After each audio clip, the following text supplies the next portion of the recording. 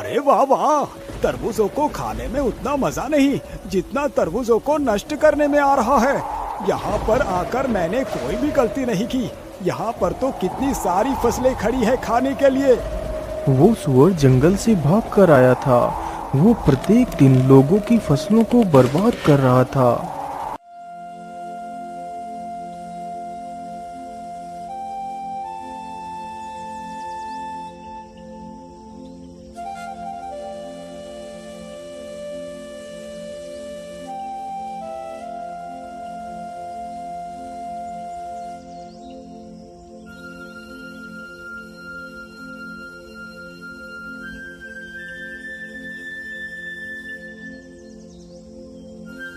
हे भगवान, ये क्या हो गया? मेरे खेत के तो सारे तरबूज उस दुष्ट सुअर ने बर्बाद कर दिए। अब मैं क्या करूंगा? अपना पेट कैसे पालूंगा?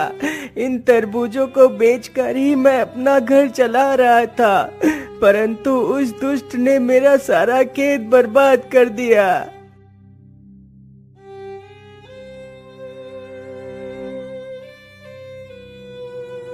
अरे मुन्ना भाया, क्या हुआ? आप रो क्यों रहे हो? अरे मंगलू भाई, सब कुछ तो तुम्हारी आंखों के सामने ही है। उस दुष्ट सुअर ने मेरा सारा खेत बर्बाद कर दिया। मुन्ना किसान की यह बात सुनकर मंगलू थोड़ा सा सहम जाता है। हे भगवान, यदि वो दुष्ट सुअर यहाँ तक आ गया तो कहीं उसने मेरे खेत को भी तो नहीं बर्बाद कर दिया। चलो जल्दी से मैं अपने खेत पर चलकर देखता हूँ। इतना सोचकर मंगलू अपने खेतों की तरफ जाता है तो देखता है उसकी सारी फसल एकदम ठीक है। हे भगवान, तेरा लाख लाख शुक्र है जो मेरा फसल सुरक्षित है। लेकिन इसमें इतना ज्यादा खुशी होने की जरूरत नहीं। यदि कल ही वो सुअर यहाँ आकर मेरा भी खेत नष्ट कर दे तो मैं क्या करूँगा? अरे नहीं नहीं, मैं ऐसा करता हूँ, मैं आज से ही अपनी खेत की रखवाली करता हूँ। मैं आज रात यहीं पर रुकूंगा। रात होते ही मंगलू एक चारपाई पर बैठकर अपने खेत की रखवाली करने लगता है। उधर वह दुष्ट सुअर फिर से भोजन की तलाश में घूमने लगता है।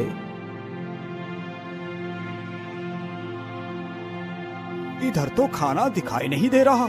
मैं ऐसा करता हूँ, उधर को ही चलता हूँ जहाँ कल ढेर सारे तरबूज खाए थे। इतना सोचकर सुअर उधर को ही चल देता है जिधर मुन्ना का खेत था। रास्ते में ही मंगलू का भी खेत पड़ता था जिसमें मंगलू ने खरबूजे बो रखे थे। अरे वाह, इधर से कितनी अच्छी खुशबू आ रही है। चलो इधर को ही चलता हूँ।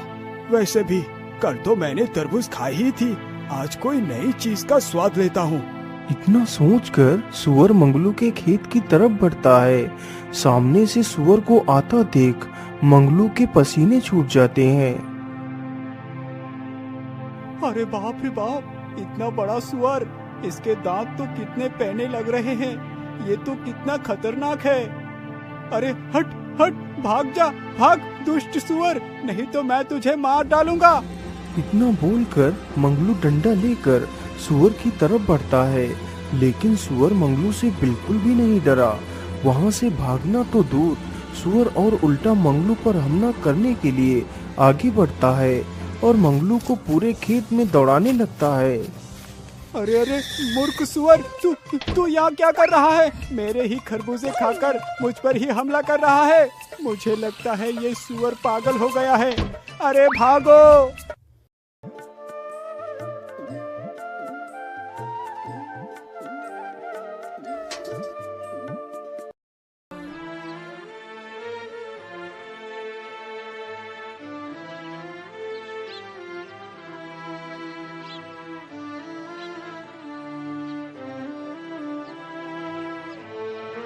हे भगवान, ये सब क्या हो गया? मेरा सारा खेत उस दुष्ट सुअर ने उजाड़ दिया। अब मैं क्या करूंगा? मैं इस दुष्ट को जिंदा नहीं छोड़ूंगा। अरे मंगलू भाई, उस दुष्ट सुअर का तो आतंक बढ़ता ही जा रहा है। लेकिन मुन्ना भाया, आखिर हम उस दुष्ट जानवर का कर भी क्या सकते हैं? अरे भाई, आप मेरी सलाह मानो तो हमें महाराज के पास चलना चाहिए, वो हमारी मदद जरूर करेंगे।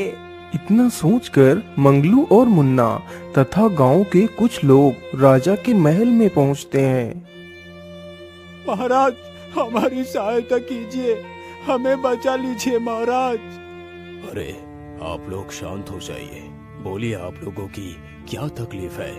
राजा के पूछने पर गांव के सभी लोग बारी बारी से राजा को उस सुअर के बारे में बताते हैं। आप लोग शांत हो जाइए। मंत्री जी, उस सुअर ने जिस जिस को भी नुकसान किया है उसे 10-10 सोने की मोहरें दे दी जाए और पूरे राज्य में ये घोषणा करवा दो, जो कोई भी उस सुअर को जिंदा या मुर्दा लाकर मुझे देगा तो मैं उसे मुंह मांगा इनाम दूंगा। राजा का आदेश होते ही सैनिक पूरे राज्य में घूम घूम कर घोषणा करने लगते हैं। सुनो सुनो सुनो, हमारे राज्य में एक दुष्ट सुअर घुस आया है। यदि कोई भी इंसान उस सुअर को जिंदा या मुर्दा पकड़कर महाराज के सामने पेश करेगा तो महाराज उसे मुंह मांगा इनाम देंगे। सुअर इतना ज्यादा खतरनाक था कि किसी की भी हिम्मत नहीं हुई कि उसे पकड़ने के लिए जाए और अपनी जान जोखिम में डाले।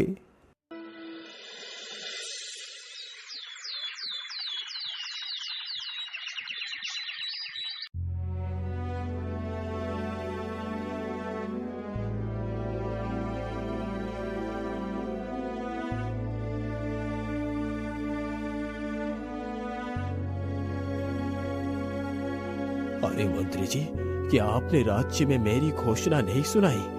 अभी तक कोई भी व्यक्ति उस सुअर को पकड़ने के लिए क्यों नहीं आया?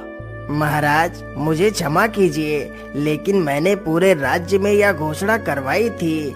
महाराज, मुझे लगता है वह सुअर बहुत खतरनाक है, इसलिए कोई भी व्यक्ति जानबूझकर अपनी जान को जोखिम में नहीं डालना चाहता।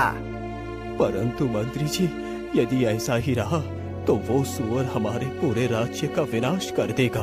महाराज, उस सुअर को पकड़ना या फिर मारना किसी आम आदमी के बस की बात नहीं है। मंत्री जी, मुझे लगता है मुझे अपनी शर्त को बदलना होगा। इसीलिए मंत्री जी, तुम जाओ और पूरे राज्य में ये घोषणा कर दो, यदि कोई भी मुझे उस सुअर को जिंदा या मुर्दा पकड़ कर देगा तो मैं उसे अपना आधा राज्य तथा अपनी राजकुमारी की विवाह भी उसी वीर के साथ करवा दूंगा। सुनो सुनो सुनो, राजा ने अपनी शर्त बदल दी है। अब यदि कोई इंसान उस सुअर को जिंदा या मुर्दा लाकर राजा को देगा तो राजा उसे अपना आधा राज्य दे देगा तथा अपनी पुत्री का विवाह उसी के साथ कर देगा। सैनिक पूरे राज्य में यह घोषणा करते हैं। उन सैनिकों की बात दो भाई चुपचाप खड़े होकर सुन रहे थे। बड़े भाई का नाम राकेश तथा छोटे भाई का नाम भोला था। राकेश बड़े ही कुटिल स्वभाव का था, जबकि भोला तो मानो भोला ही था। वह दोनों बहुत ही गरीब थे। अरे भोला, क्या तुमने भी वही सुना जो मैंने सुना है? हाँ भैया, आपने एकदम ठीक ही सुना है। अब तो मैं ही उस सुअर को मार कर लाऊंगा और राजकुमारी से विवाह कर बन जाऊंगा इस राज्य का राजा। इसीलिए मैं तो चला महाराज के पास। इतना कहकर राकेश वहां से चला जाता है और भोला भी अपने घर की तरफ चला जाता है।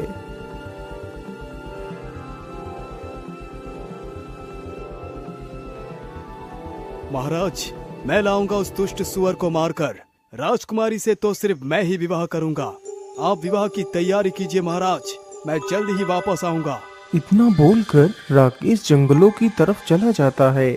उधर उसका छोटा भाई भोला अपने बीमार पिता को सारी बात बताता है। पिताजी, इसके अलावा हमारे पास और कोई दूसरा रास्ता नहीं। ऐसे तिल तिल मरने से अच्छा है कि कोई वीरता भरा कार्य करता हुआ मर जाऊं। पुत्र, तुम ऐसा क्यों बोल रहे हो? तुम अपने आप को ही क्यों कोसते रहते हो? पिताजी, और मैं क्या करूं? एक बेटा होने का मैं कोई भी फर्ज नहीं निभा पा रहा। यदि मैं आपका दवाई भी नहीं ला पा रहा तो मैं कैसा बेटा हूं पिताजी? भैया तो कुछ भी नहीं करते, दिन भर इधर उधर घूमते रहते हैं। मैं अकेला घर नहीं चला पा रहा पिताजी, मैं क्या करूं? पुत्र, तुम दुखी मत हो, भगवान पर भरोसा रखो, सब कुछ ठीक हो जाएगा। पिताजी, यदि सचमुच भगवान सब कुछ ठीक कर देंगे तो मैं भगवान के सहारे ही उस दुष्ट सुअर को पकड़ने के लिए जाऊंगा। यदि ईश्वर ने चाहा तो मैं जरूर अपने मकसद में कामयाब होऊंगा। ठीक है बेटा, यदि तुम्हारी यही इच्छा है तो तुम जा सकते हो। जाओ पुत्र, ईश्वर तुम्हारी सहायता अवश्य करेगा। ठीक है पिताजी, अब मैं चलता हूँ। इतना बोलकर भोला महल की तरफ चल पड़ता है और जल्दी ही महल में पहुंच जाता है। महाराज, मुझे आपकी शर्त मंजूर है। मैं लाऊंगा उस सुअर को। मुझे जाने की आज्ञा दी जाए महाराज। ठीक है पुत्र, तुम जा सकते हो। राजा की आज्ञा मिलते ही भोला एक तलवार लेकर जंगलों की तरफ निकल पड़ता है। उधर भोला का भाई राकेश पूरे जंगल में इधर उधर घूमता है, लेकिन उसे सुअर कहीं भी दिखाई नहीं देता।